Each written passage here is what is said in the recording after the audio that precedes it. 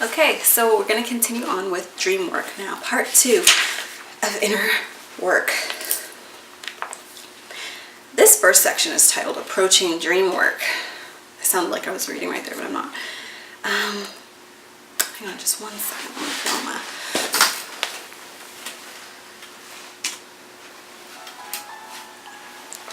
on my peaceful thinking music. Since this book is intended to give direct, practical approach to dream work, we will not spend much time talking about theories. However, there are some concepts and terms used in Jungian dream analysis that are very useful for orienting us to the world of dreams. Since they will come up from time to time, we will take the opportunity to discuss them now. Then we will go through the practical steps in order to learn how to use them. A good starting point is to look at an actual dream, which we can then use to illustrate some of the basic ideas. This is the dream of a young professional woman who leads a very busy life. The dream is short and simple on the surface, but it had a powerful impact on the dreamer. It's titled The Renegade Dream. I am looking for my car keys. I realize my husband has them. Then I remember that my brother has borrowed my car and has not returned it. I see both of them, and I call to them. They do not seem to hear me. Then a disheveled young man, like a renegade, gets into my car and drives off. I feel extremely frustrated, helpless, and somewhat abandoned. And that's it. For her work on this dream, the dreamer began with 2 basic principles. First, the basic function of dreams is to express the unconscious. She realized, therefore, that the dream was expressing something that existed within her at the unconscious level. Second, she knew that the images in the dream should not be taken literally, but as symbols of parts of herself and dynamics within her inner life. She did both dream work and active imagination with the characters in her dream. This was the basic interpretation that resulted. Because of the spontaneous associations she made in her mind with her husband and brother, she felt that they represented the part of herself that needed to be quiet, meditative, and centered within herself. She saw that she was so busy with her extroverted professional life that she had no time for home, family, and the quiet time that kept her centered. She had been taking on more than she could handle, teaching classes as well as carrying a big workload. She was overworked, edgy, unable to find time to be alone or to be with her husband. She said yes to every request, agreed to join in on every project. The car represented to her this over-involvement. The pattern felt like a vehicle that she entered and that ran away with her. Like the car, the pattern was mechanical, a product of collective society and somehow out of her control. She felt as though something had pushed her into the car, turned the switch, and drove away with her into another project, another involvement. She associated the other masculine figure, the renegade, who drove the car away, with the part of herself that always wanted to be in high gear, that was saying yes to everything, that loved to turn on the ignition and charge off in the collective circles. He was like a wild person who couldn't stand still or be quiet. The dreamer felt split between the side of life represented by her husband and brother and the side represented by the renegade. In response to this dream, she made some drastic changes in her schedule. She cut down her involvements in the world outside, gave herself more time to be with her family, be quiet, and do inner work. There was an immediate sense of relief as her energy was focused on the aspects of life that were most important to her. This dream illustrates several basic principles that will help us. First, an important point. Even a short, seemingly insignificant dream tries to tell us something that we need to know. Dreams never waste our time. I'm just waiting to see what that one-eyed cat meant. If you saw my other videos, I'm just like, everything I'm looking at, what the heck did that one-eyed cat attack dream mean? I'm going to find out. We're going to find out. So dreams never waste our time. If we take the trouble to listen to the little dreams, we find that they carry important messages.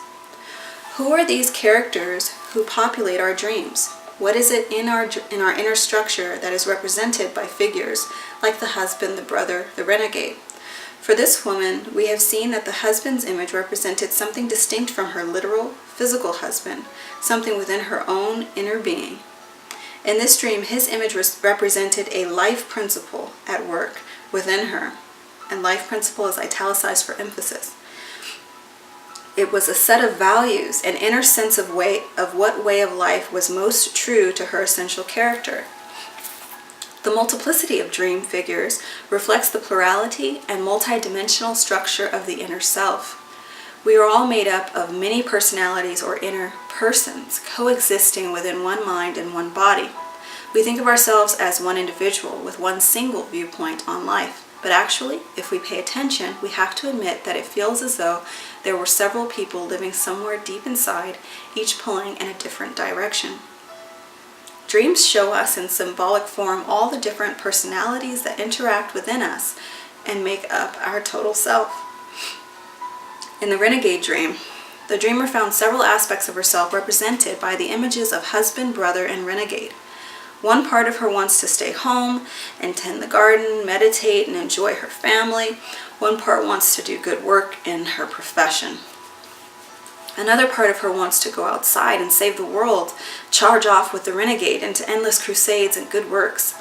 The renegade part of her, in fact, seems to be a slightly disheveled manifestation of the archetype hero living within her. By showing her all this, the dream makes it clear that she must find a balance among all these opposing urges and values. Jung observed that each of our psychological components is a distinct center of consciousness. We can think of them as structures within ourselves that make up our total psyche. We can see them as independent energy systems that combine in us, for they are autonomous. Each has its own consciousness, its own values, desires, and points of view. That's crazy. Each leads us in a different direction. Each has a different strength or quality to contribute to our lives, and each has its own role in our total character. This is why they often feel as though they were independent people living on the inside. It is appropriate that they are symbolized as persons in our dreams. Yeah. It's very interesting to see how alike we are to those, like I was talking about in the last video, deemed mentally insane, just because they are a lot more in touch with the world within, but without the faculties to understand and incorporate and integrate those different selves and to live on a conscious level as the unified, harmonious version of themselves. So again, this becomes sticky with the idea of whether mental illness is truly mental illness or our lack thus far of understanding of the world within and its power to even take over through neurosis when it wants to bring us back to spirit. Interesting.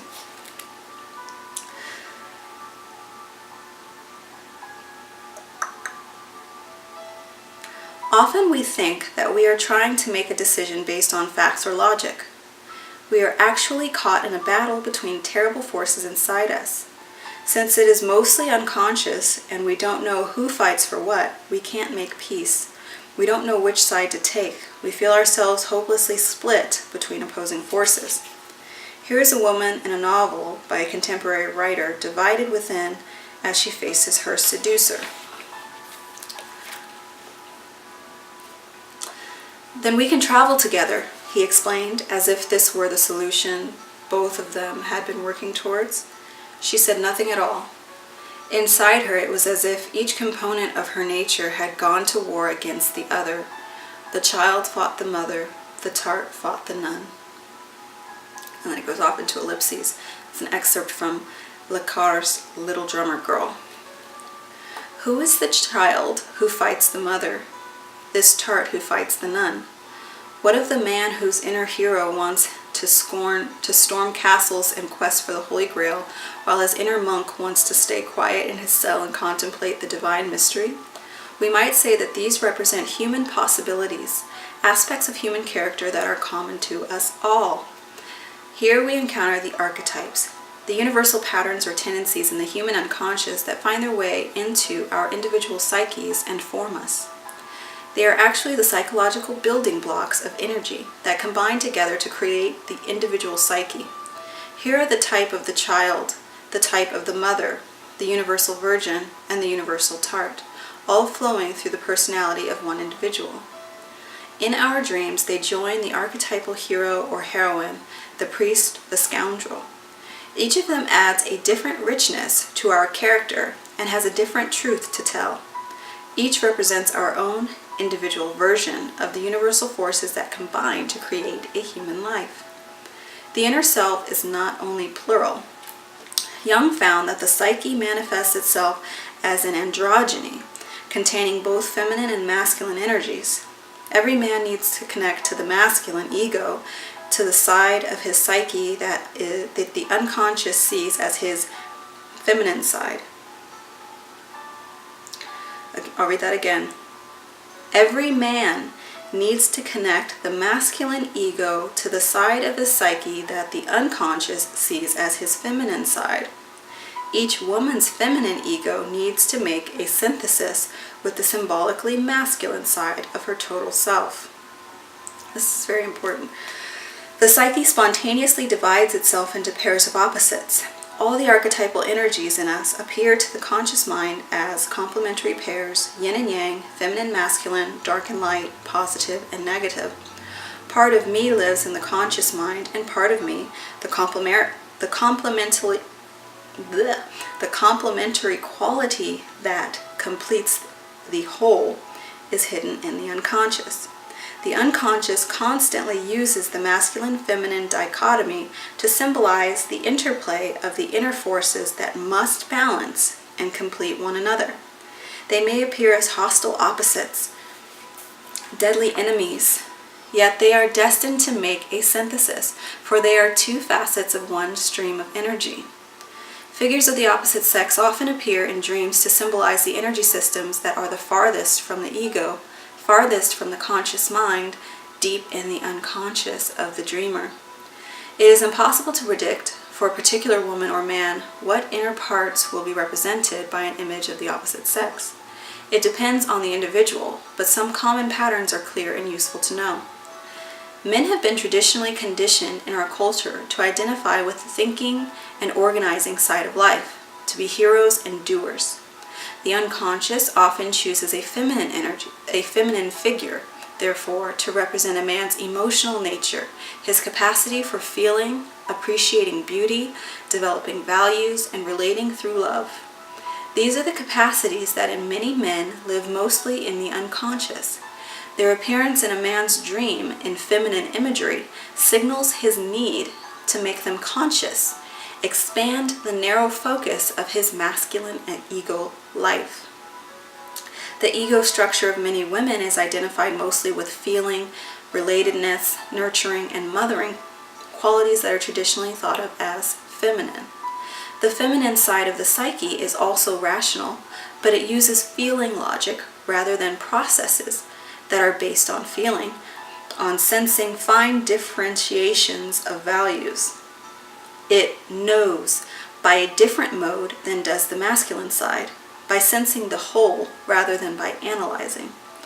Women's dreams therefore often use masculine figures to represent the other side of the psyche, thinking logic, knowing by analyzing and differentiating, classifying, organizing, competing, wielding power.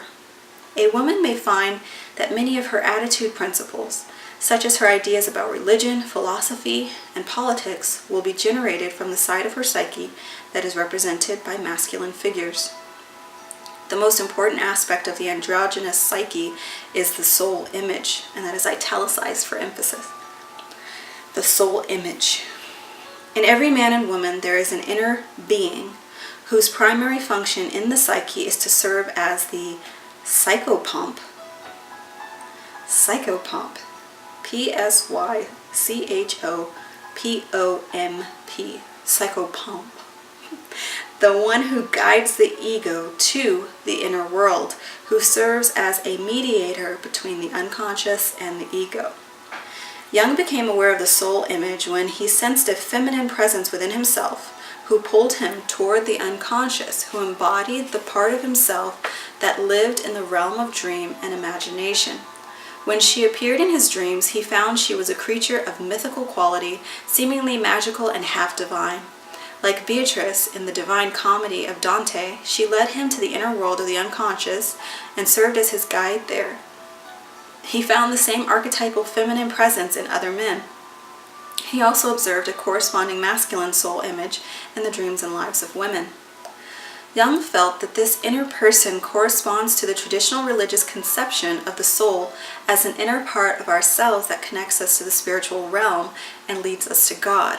So he referred to the feminine soul image in men as anima, and to the masculine soul image in women as animus. Anima and animus are Latin words for soul. It is important to be aware of the soul images. They appear regularly in our dreams and play a tremendous role in our development as individuals. They affect the entire course of our lives. Both as energies within us and as powerful symbols, the soul images are tremendous forces to be reckoned with. All our inborn desire for unity and meaning, our desire to bring the opposing parts of ourselves together, to go to the unconscious and explore the inner world, to find religious experience, is concentrated in these inner beings who are the mediators between our egos and the vast unconscious. If we don't interact with the anima or animus in our inner work, we inevitably project them into areas of our lives where they don't belong. For example, a man may project his anima into his job and become obsessive with it, making his work into an inferior channel for his religious life. A woman may project her animus into an external man and fall in love not so much with the human being, but with the soul image that she has projected onto him. The whole basis of the romantic fantasy that so often sabotages ordinary human love is the projection of a man's anima onto a woman, or a woman's animus onto an external man. In this way, people try to complete themselves through another human being. Haven't we heard that so many times? You complete me. No, we have to complete ourselves. So that's why it's wrong to look for someone else to complete you or to make you feel whole, because that psychologically should tell you or reiterates to you that you are incomplete, and you would do well to practice some inner work. Because whatever you're looking for completion in that other person, it goes away when they do. You need to be complete, and then you find a way to attract another complete person. Two complete people can manifest so much more than two incomplete persons. Like he said, it's a sabotaging connection, romantic fantasy when they don't. In the introduction, I spoke of the process of individuation. Oh wait, let me go back. I think I skipped the sentence and it looks like a good one. In this way, people try to complete themselves through another human being, try to live out the unconscious, unrealized parts of themselves through the external person on whom they put the romantic projection. In the introduction, I spoke of the process of individuation. As you know, individuation is a movement toward consciousness of the total inner self. Using our dreams as models, we can see that individuation also consists to a great extent in bringing the different inner persons within us together in a synthesis.